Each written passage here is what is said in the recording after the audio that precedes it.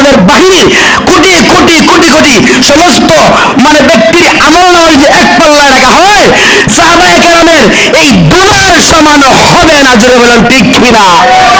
যাই হোক, মহান আল্লাহ পাক রব্বুল আলামিন আমাদের প্রত্যেককে সাহাবী ফিতনা থেকে, আল্লামা নুরুল ইসলাম ওলিপুরি ঢাকায় খুব সুন্দর বক্তব্য দিয়েছেন।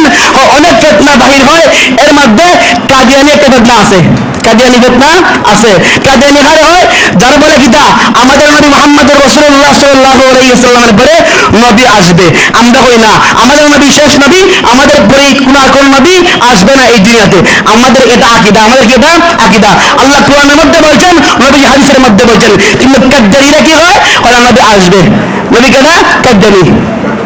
যেমন ভাবে কাদিয়ানি কাফের, ঠিক তেমনি ভাবে মাওলানা সাদ যদি তার এই গুমরাহি বক্তব্য থেকে ফিরে না আসে এবং তওবা না করে, সেই ব্যক্তিও ইমান থেকে খারিজ হয়ে গেছে, খারিজ হয়ে গেছে। যে বল ঠিক কিনা? আমার যুবক ভাইরা, যত বড় আল্লামাই হোক, যত বড় আল্লামাই হোক, নুরুল ইসলাম ওলিপুরির কথা বললাম, এরপরে মামুনুল হক সাহেব, তিনি যে এমন কোনো বক্তব্য দেন যেই বক্তব্য কোরআনের বিরুদ্ধে চলে যায়, এমন কোনো বক্তব্য দেন যেই বক্তব্য নবীজির বিরুদ্ধে চলে যায়, আপনারা বলে ইমান থাকবে নাকি ইমান ভাগবে? ইমান থাকবে নাকি ইমান ভাগবে?